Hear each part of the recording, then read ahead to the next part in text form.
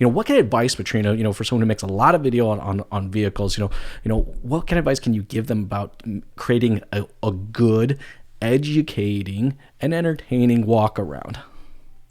I think the key is the person. I think that's very, very important.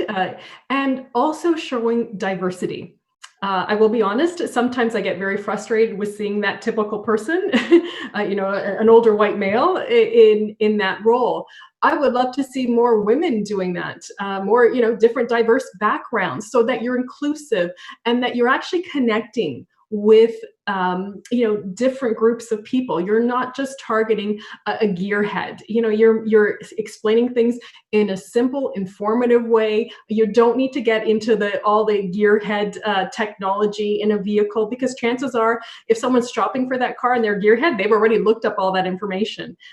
But I think it's really important to keep it simple, keep it entertaining and fun, and really, if you can bring new faces to do those walkarounds, I think you have a better chance.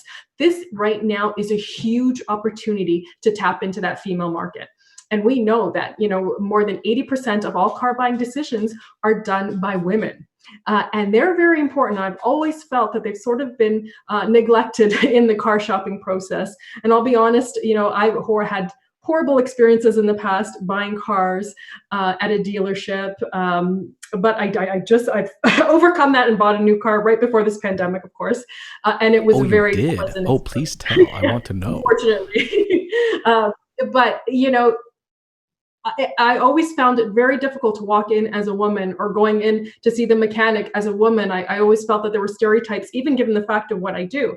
So I think doing this online, this is a huge, huge opportunity to connect with that female buyer. And if you even have a woman that's bringing out that information to another woman, I think that they are more responsive to it.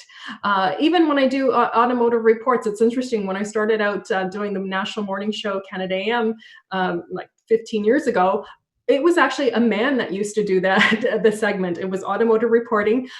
He was an older white gentleman that used to do it, and he was a gearhead. So he would go on and he would talk, and he would say all these stats. Well, the women that were largely watching the show weren't interested.